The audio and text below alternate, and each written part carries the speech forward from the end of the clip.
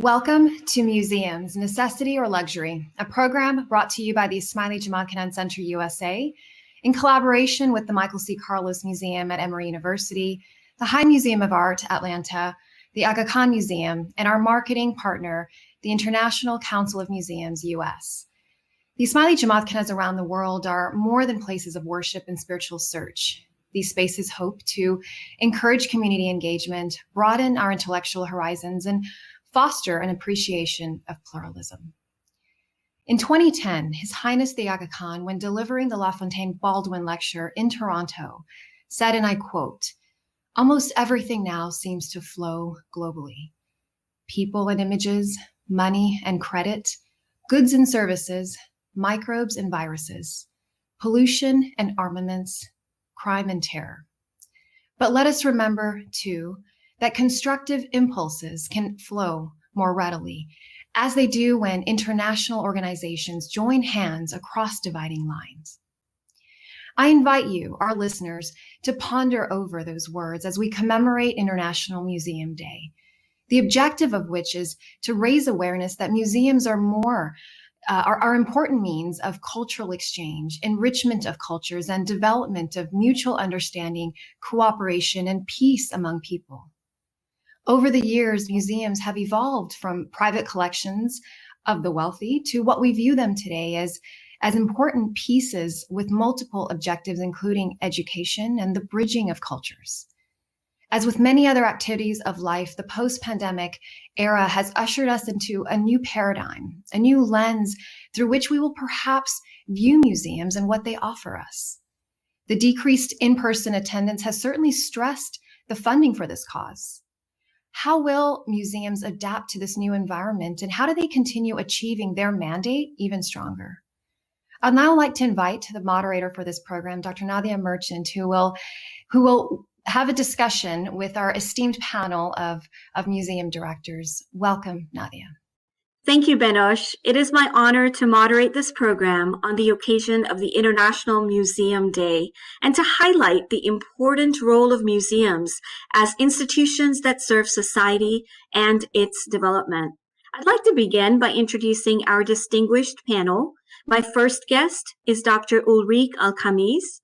She comes to us from the Aga Khan Museum in Toronto, which is the first North American museum dedicated exclusively to Islamic art.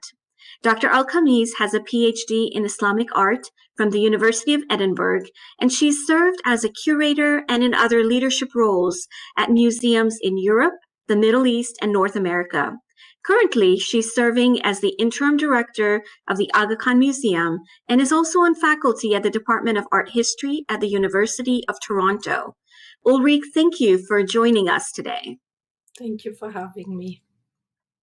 Next, please allow me to introduce Randall Suffolk, who is the director of the High Museum of Art in Atlanta, Georgia. The High Museum features a collection of American, African, and European art. When Rand arrived at the High Museum in 2015, he recognized the need for the museum to represent the increasingly diverse population of Metro Atlanta. Rand embraced inclusivity as a core value of the museum. He invited diverse exhibitions, encouraged greater community access, and increased representation of women and minorities throughout the museum.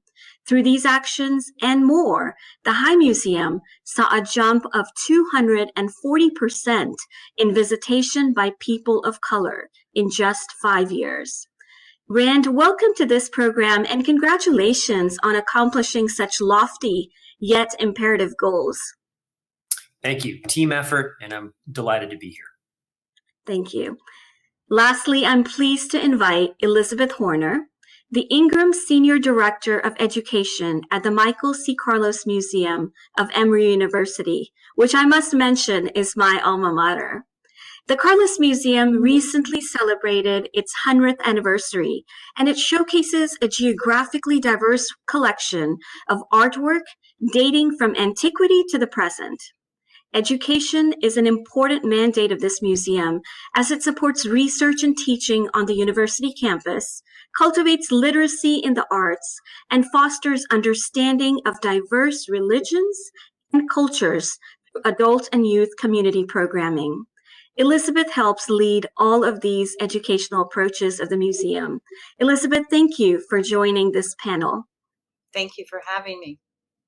You're welcome. So let us go ahead and begin our discussion. The theme for International Museum Day this year is the future of museums, recover and reimagine.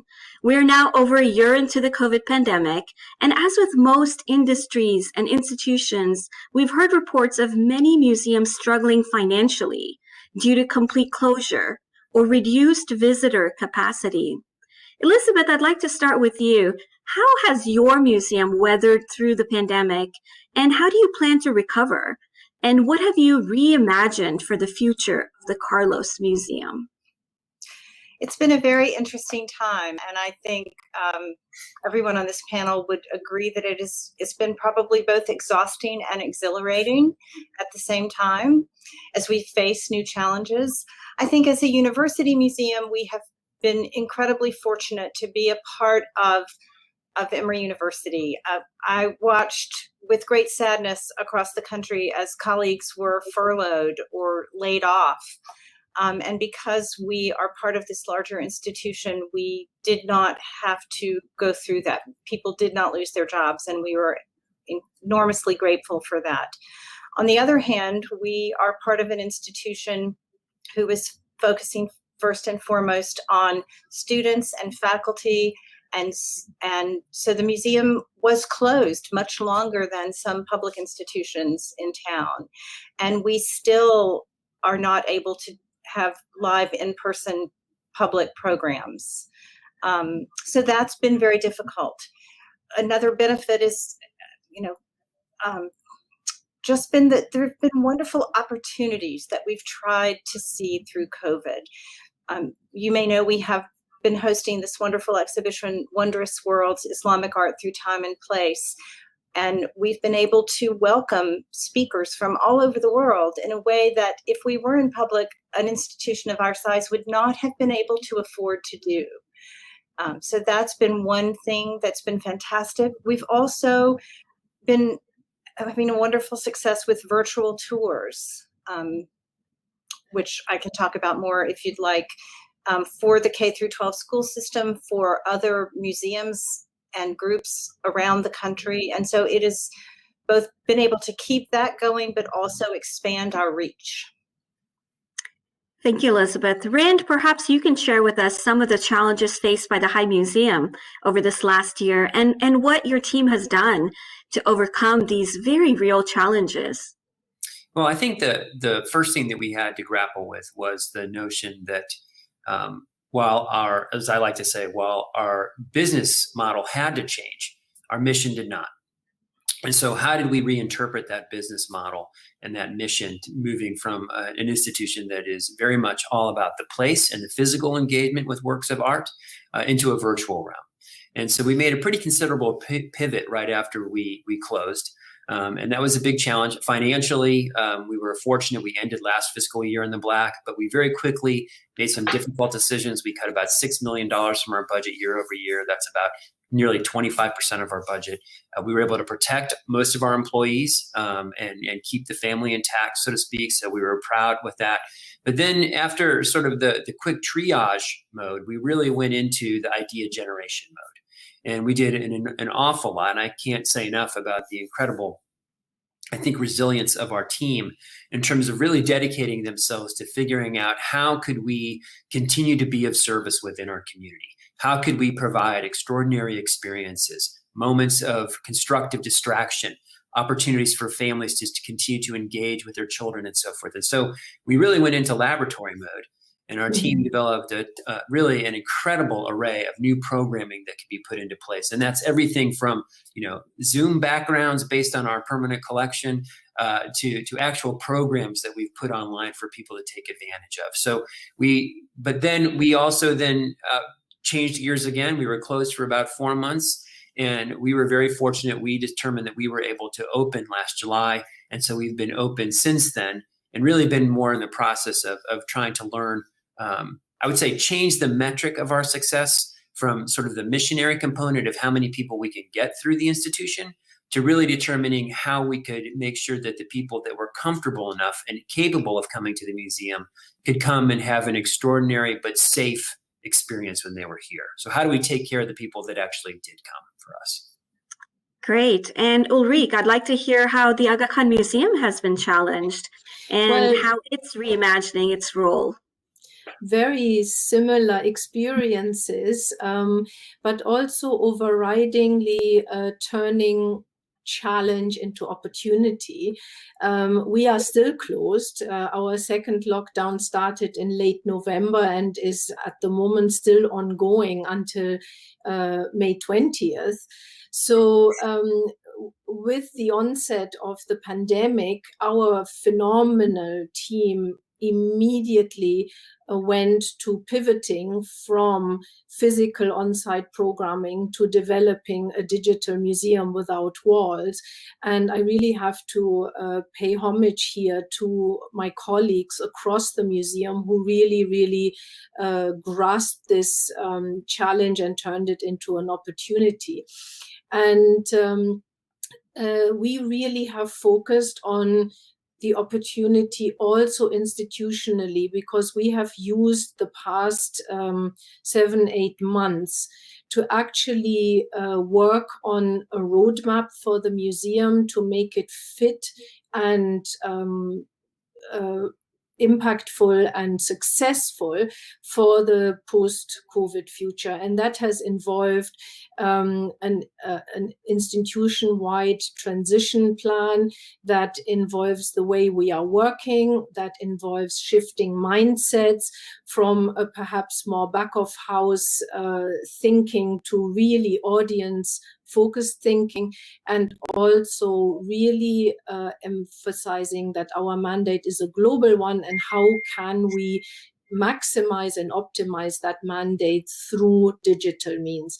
So we have spent a lot of time, and we are still spending a lot of time thinking about how we can take our educational mission and move it right to the heart of the global discourse, also in terms of being relevant and meeting the needs of our audiences. Thank you very much to all of you. So now let's talk a little bit about the role of museums in society.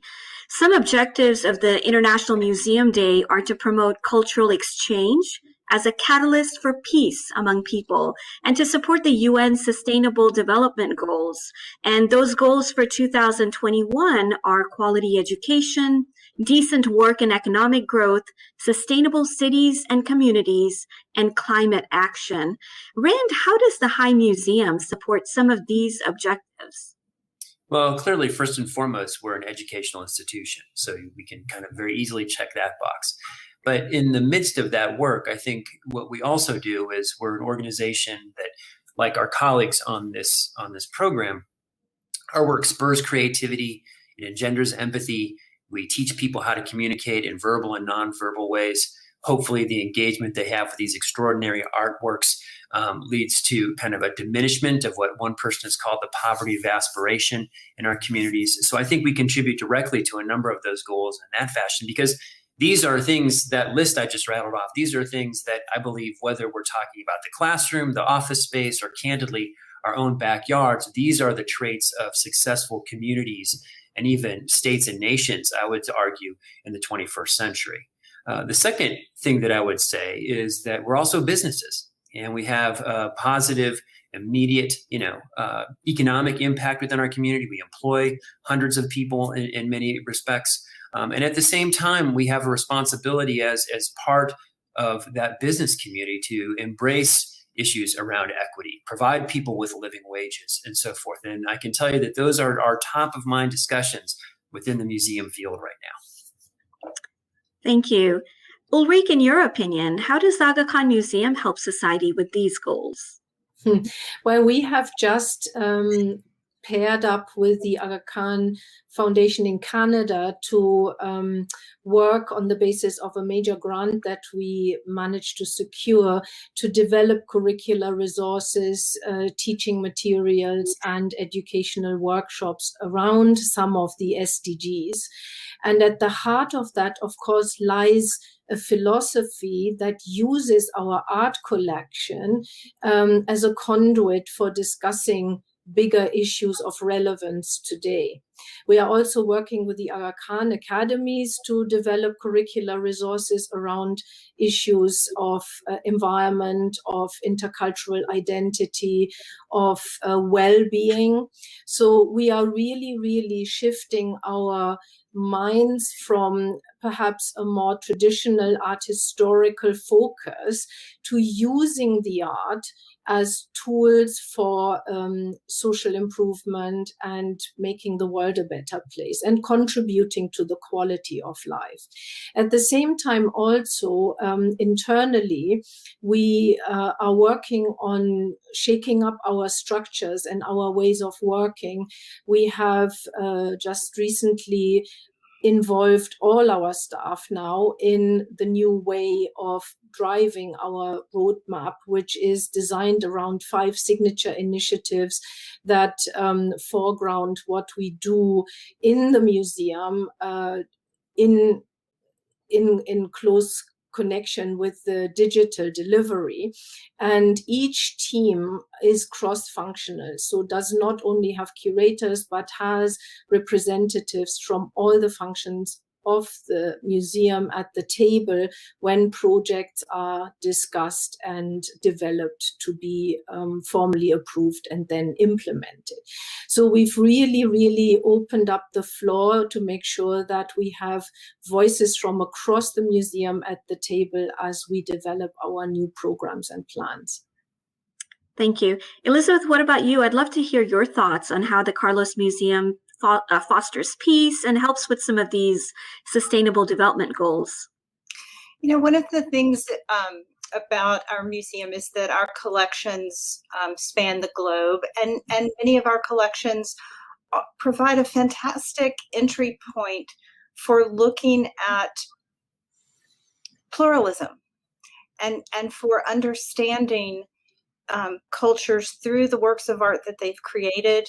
You know, right now we have a class going on. It's a university class studying the avatars of Vishnu and what these avatars mean for Hindus and have meant in epics from the Ramayana to the Mahabharata. And then what does that mean for these young students today who are trying to understand the world around them and all of the varieties of identities that they experience in themselves and with whom they come into contact? All of, you know, we are all more than one identity. And so how can we use works of art to speak to that? We have medical students coming into the museum to look at traditions of death and dying that have been so important in COVID, as rituals of death and dying have changed to now be on iPods. But it's been iPads, so interesting for these medical students to look at works from antiquity and realize that throughout the long arc of humanity, people are dealing with the same issues and how we evolved to address them in different ways. And works of art make wonderful entry points to that. Thank you very much. Elizabeth, I'll continue with you with my next question. The Ismaili Council for the Southeast USA recently partnered with your museum to support programs with Wondrous World, Art and Islam through Time and Place exhibition. This exhibition explores the long history, vast geographic expanse, and diversity of works of art in the Islamic world. Can you share your thoughts or perhaps an example of how this exhibition has led to a deeper understanding of Islam and Muslim contributions to society over the last 1400 years? Yes, first of all, thank you so much to the Ismaili Council for the Southeastern United States for their steadfast support of this and other programs. The exhibition is beautiful, and what's so wonderful about it is that it covers the vast geographical expanse, but also the temporal expanse of the Islamic world. And so while we can look back to history, we can also really appreciate contemporary Islamic artists, from Lala Hassadi to Afrouz Amigi and Hassam Massoudi, whose work show that Islamic art is thriving in the 21st century, and artists are using it to explore tradition, but also to critique current society. And so I think that's the most important part about this exhibition, is that we can learn from the past but see how the artwork is really relevant to issues that we are all dealing with as people. Thank you. Rand, the High Museum of Art's exhibition, Bestowing Beauty, Masterpieces from Persian Lands, features nearly 100 different works highlighting vast artistic traditions of the Persian civilization from the 6th through the 19th centuries. The works come from the Hussein Afshar collection, one of the world's largest private collections of Persian art. Though they are Persian in origin, these artworks showcase some universal themes such as faith, love, and nature. So can you explain why you brought this collection to Atlanta and what meaning it has had for the community here? Well, we look at our special exhibition program as an opportunity to provide either a foil or a complement to the works in our permanent collection. And this is an area of work and a tradition that is not found within our permanent collection. So this was an incredible opportunity for us to bring really a body of work of extraordinary quality to the institution. It's a show, as I like to tell people again and again, it's a show that very much rewards slow looking because the more you look at these incredible things, the more you see. And so it was really remarkable from that standpoint. But it was also important for us, I think, in terms of this moment, to provide exposure to really an extraordinary artistic tradition, and one that in many respects is vastly different from the one that of the West. And so this was an incredible opportunity for us to really share with our community not only works that we thought were just, as I said before, unbelievably beautiful, but also gave a real window into a different time and a different way of, I think, approaching the world and a whole different body of thought that was important to us. Great, thank you so much. So Ulrich, the Aga Khan Museum was founded by His Highness the Aga Khan, and the mission is to foster a greater understanding and appreciation of the contribution that Muslim civilizations have made to world heritage. Through education, research, and collaboration, the museum fosters dialogue and promotes tolerance and mutual understanding among people. Today, the world faces many challenges apart from the pandemic, including equality, migration, challenges to democracy, and climate change. So what role do you think museums in general have in addressing these issues? They should be at the heart of the discourse, using their collections, as Elizabeth already so wonderfully said, to point out the contributions that human societies have made and the stories that are encapsulated in the objects that we care for, that can talk about also the ties that bind all of us and the experiences that are timeless and are universal and are not culture specific at all. We, for example, during the closure, developed an exhibition called Remastered, where we are looking at 13 miniature paintings in our collection that actually talk about human sentiments and qualities that have always seen people through existential crises: courage, heroism, love for others, teamwork, etc. So I think museums have to really turn their gaze from the inside to the outside and start with the needs out there and be really committed to be of service to their audiences in different ways. And that, of course, brings challenges because we all come from academic backgrounds that are very clearly defined, very clearly delineated, and often not in conversation with each other. But our work is not about this anymore. It should not be about this anymore. It should actually be about social work through the collections that we have, if I may put it that boldly, because every encounter with art or with an artwork or a historic object, as Rand already said, it triggers something in you, but it also may bring people together over concerns and feelings and aspirations and hopes and fears that they share, whatever their background may be. And I think that is what we at the Aga Khan Museum are trying to do, not only through our collections, but of course also through our programming and through our performing arts. Because through the crisis, for example, we have been supporting local and international artists by bringing them in for our programming. We have invited the public to actually curate objects in our collection and speak to them, and thereby really made the point also for the centrality of art and culture in an existential crisis, because there may still be a sense that art is something peripheral that one occasionally enjoys.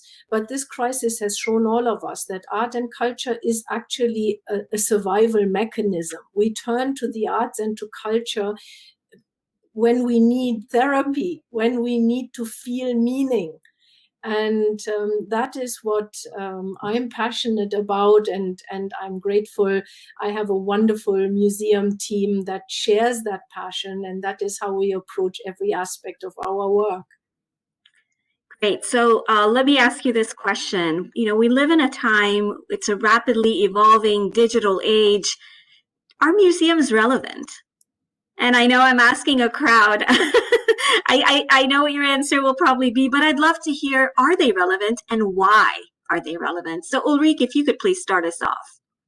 Obviously, I would say they are more than relevant because we have the opportunity to contribute to a discourse and broad discourses, global discourses that use arts as the conversation starter.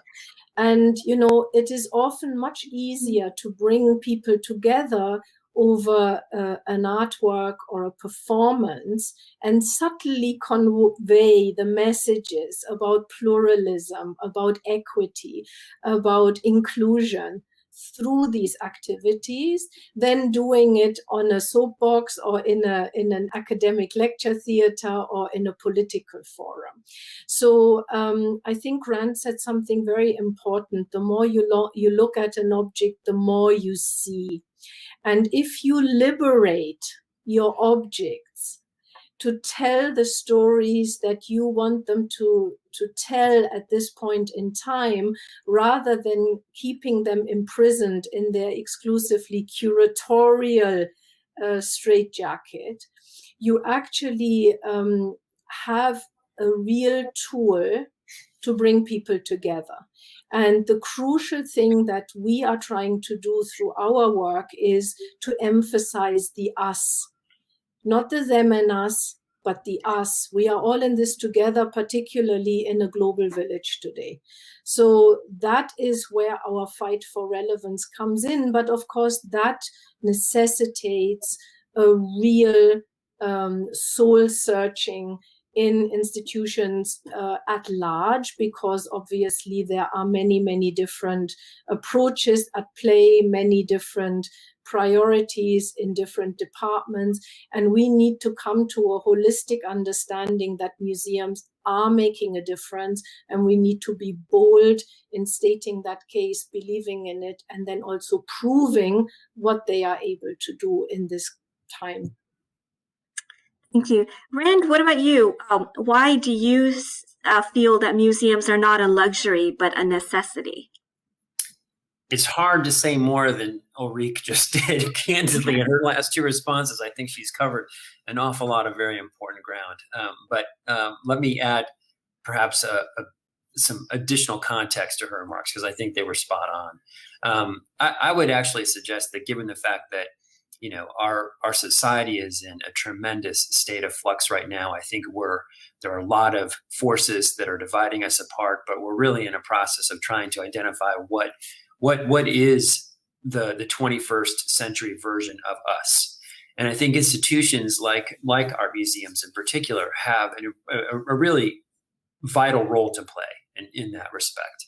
And to that extent, we're probably more relevant than ever. Having said that, I do think it's fair to state that we often have a credibility problem. We've often lost sight of the balance between the mercenary and the missionary. And I think right now we need to kind of refocus our efforts on that missionary. We should not make some of our goals and objectives around inclusivity to be perceived as simply an opportunity budget, where if we only had more money dedicated to those projects, we could do it. I think across the board, institutions like ours need to simply make different decisions. We're going to continue to do exhibitions. Why would we not want to have a commitment to make those exhibitions more diverse and more reflective of the audience that we serve? We're going to continue to hire people. Why would we not simply embrace a core value that team that you're building should reflect the audience that you serve? We're going to continue to do programming. Why would we not want to do programming that is in some way, shape, or form responsive to the needs and interests within our community? I mean, this isn't a new pile of money that we need. It's simply being more constructive and more resolved to use the resources we have to connect more deeply with the people that we serve day in and day out. And at the end of the day, I think that institutions like ours have an incredible opportunity, if we accept it, to challenge ourselves around the notion that we can change our communities. We're all nonprofit organizations, but as I like to say, as a visual arts organization, our responsibility is to affect immediate positive social change within our communities via engagement with complex visual culture. And it's our responsibility to interpret what that means, to dovetail our strengths with the community's needs, and to hopefully foster that positive change. And so from that standpoint, I think we have an enormously important role to play, and I don't see that being diminished anytime soon. Elizabeth, please add to this discussion. Well, again, I mean, Rand and Ulrike have spoken so eloquently. I would also just like to say that museums are social places. Yeah. I've experienced that, during COVID, without people, they're just storerooms. And so to be able to have people from the community come in and have these experiences with works of art. I love digital. I love the efforts we've made. I love the reach we can have, but I also want to be able to walk around that sculpture. I want to understand its scale. I want to be able to be in a playful or engrossing or deep conversation with the person I'm with. And I want to look around that museum and see the rest of my community reflected. And this is when I go to the Aga Khan Museum, when I go to the High, and here at the Carlos, you see the community reflected and people begin to see each other there and get a sense of who their community actually includes. And I think that is one of the most vital roles that museums can play. So, Elizabeth, you mentioned community, and I know that especially in this financially challenging time, we need to reach out to a larger community. So I'd love for you all to tell us who are some of the key stakeholders, the supporters that either have historically, supported your museums or that you hope will do so in the future, given this important need for museums in our society. Elizabeth, if you don't mind starting us out. Well, we have supporters at all different levels, from people who join at the family membership level so that they can bring their children for our Sunday fun days, to donors who give vast sums of money, and it really reflects the community. We have partners who are financial partners. We also have partners who help us in programming, from the Decatur Book Festival to the Ismaili Council to the Georgia Humanities. So it's really working in partnership with partners of all kinds that make the work of museums that we have all dedicated our careers to possible.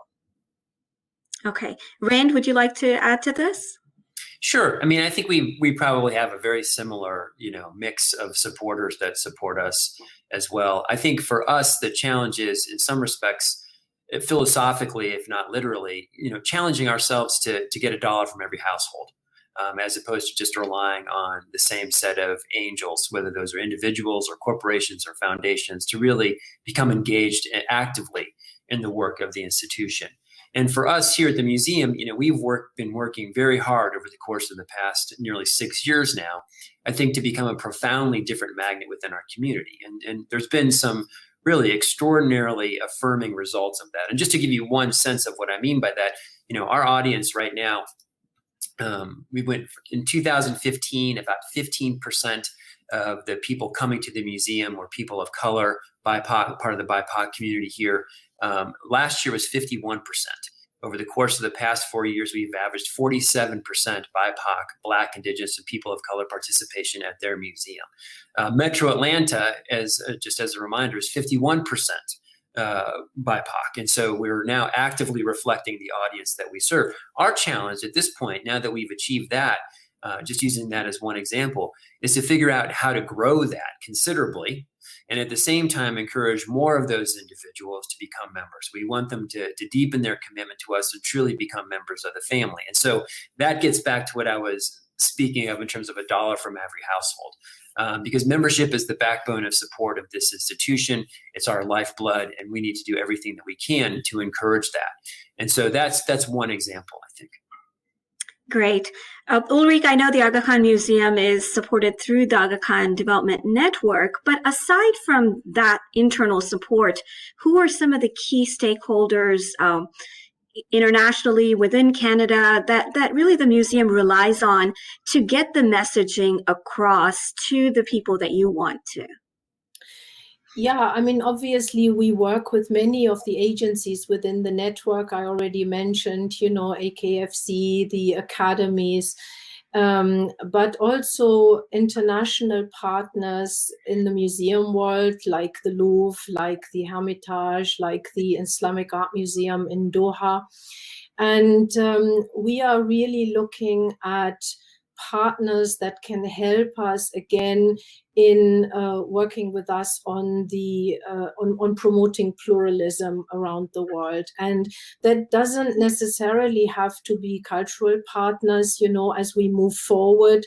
It really, the most important thing is that that we introduce our collection into perhaps also innovative playing fields to encourage the interdisciplinary dialogues that we need as well, so that the artists come together with the scientists, with the social policy makers, and so on, to really create a holistic approach to everything that we are doing, and have rounded conversations. So we are really looking forward to growing that network that we have at the moment with like-minded partners wherever they may be. Very good. So, I have been blessed. I've had the opportunity to visit all three of the museums that we've been talking about today. And I definitely have my favorite pieces at each one of these, but I'd love to hear what some of your favorite pieces are. And we'll be able to show images of the pieces to our audience so that they can see them while you're talking about them.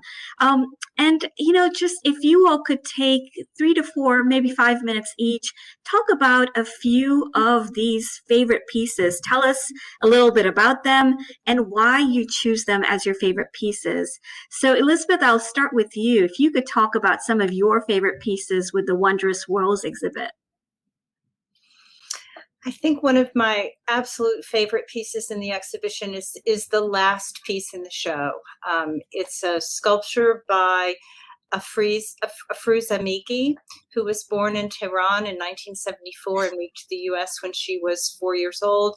And she says her artwork is inspired by the past, by the ways in which she haunts the Metropolitan Museum of Art, and by Home Depot. And she created the work that's in the show in response to the Islamic State's bombing of the site of Palmyra. And it's an extraordinary piece. She takes the cover of a radiator, that metal sheet that's in front of a radiator, and she cuts it into strips and forms circles. And then she uses jeweler's chain, just necklace chain, to create these extraordinary minarets that extend the height of our museum gallery. And then the way they're lit creates the shadow. And so she's using the light and the surface of the metal to sort of dematerialize architectural motifs to remind us of the ephemeralness of our world. And it's an absolutely beautiful piece. And the more you know about it and what she's trying to convey, the more it speaks to you. So it's my favorite piece in the exhibition. Thank you. Rand, what about you? What is your, maybe your top 2 favorite art pieces from the Bestowing Beauty exhibition? That's a completely unfair question to ask, and I'm actually not prepared to answer it, I don't think. As I'm going back in my mind with those shows, and that show, unfortunately, is no longer at the High. It closed recently, and so it's not quite as top of mind as I would like. It will sound as if I'm hedging, but I'm actually not. I mean, that the works in that exhibition were truly remarkable. The textiles in that exhibition, just the craft, as well as the aesthetics and the way that it all sort of came together was kind of mind-blowing. Those works were a great opportunity, I think, for me to kind of make some connections to some of the other textile work that we have in the institution. We're blessed with a remarkable collection of quilts, Southern African-American quilts and so forth, and to see from sort of a self-taught perspective, the differences and the similarities between the two was kind of remarkable. But across the board, that exhibition just presented so many extraordinary objects that it's almost impossible to pick 2. And so I apologize for not answering your question directly, but it's the simple truth of the matter. No, that's fair. I understand. Ulrike, I'll come to you now. We've got a permanent collection at the Aga Khan Museum, and I believe there's a Bloom exhibition. If you could tell us a little bit about what that is and what some of your favorite pieces are in the permanent collection. Sure. I mean, Bloom is actually one of our twice annual rotations that, of course, we do by necessity to rotate light sensitive and organic objects.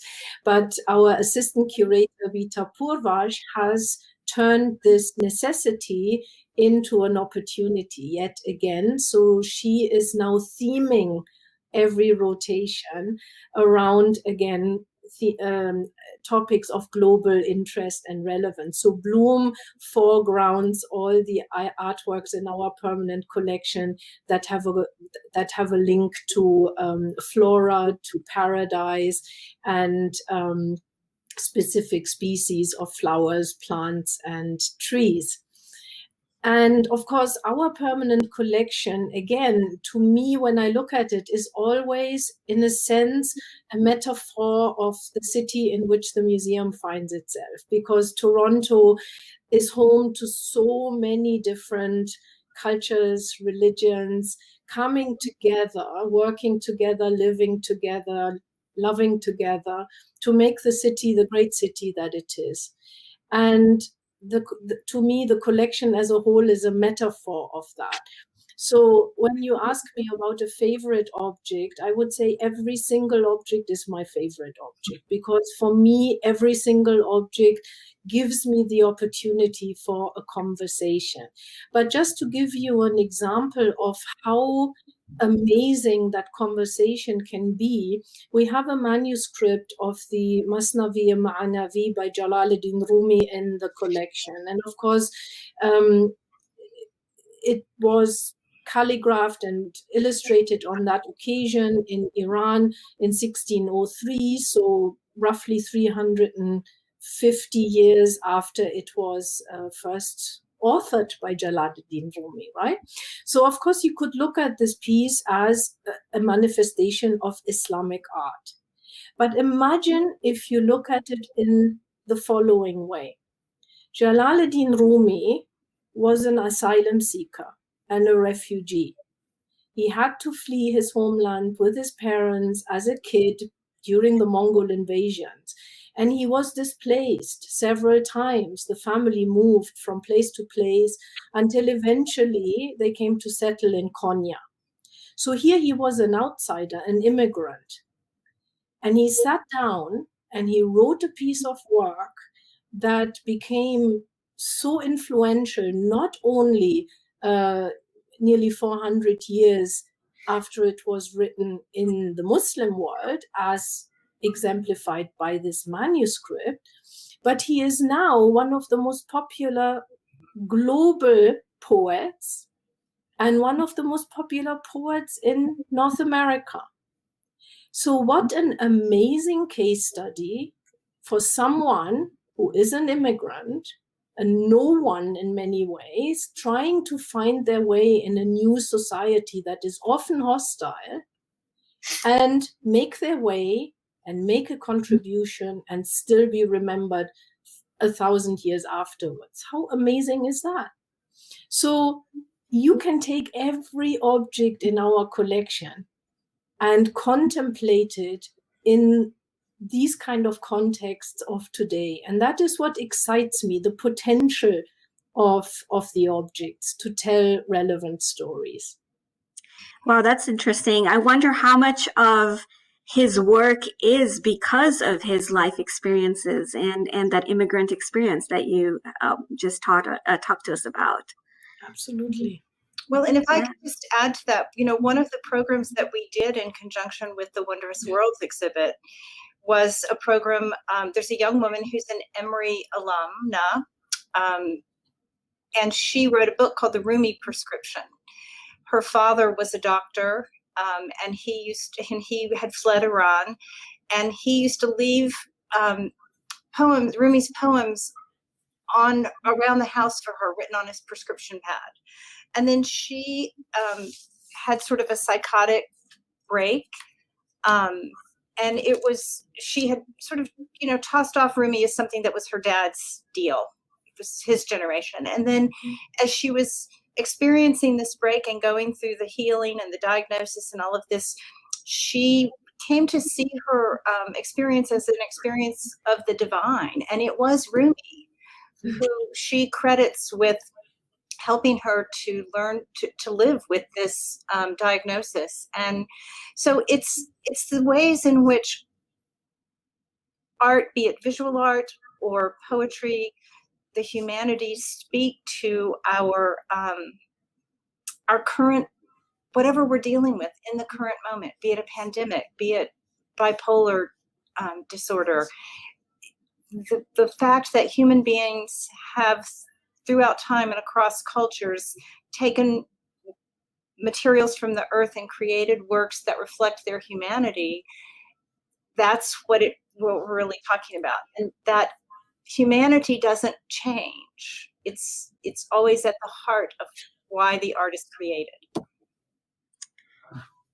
That's great. And that's what connects us then, is that common humanity.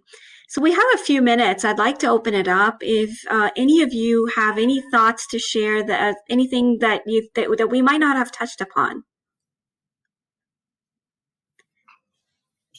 Well, in that case, I do want to thank you all really for your time, for sharing your wisdom. And I'm thanking you on behalf of the Ismaili Jamatkhana Center program. And I want to really tell you that, I think our discussions today have raised my awareness of what a museum's role is. And I really appreciate that. So I want to end by just telling you that Muslims around the world have recently celebrated Eid al-Fitr, which marks the ending of the month of Ramadan. And Eid al-Fitr is one of the greatest celebrations every year for Muslims globally. And it'd be an honor if you all could share me in wishing our viewers Eid Mubarak. So, Eid Mubarak. كل عام وأنتم بخير. Eid Mubarak. Thank you all. Thank you very much. I really appreciate your time. Thank you very much. Thank you. Pleasure.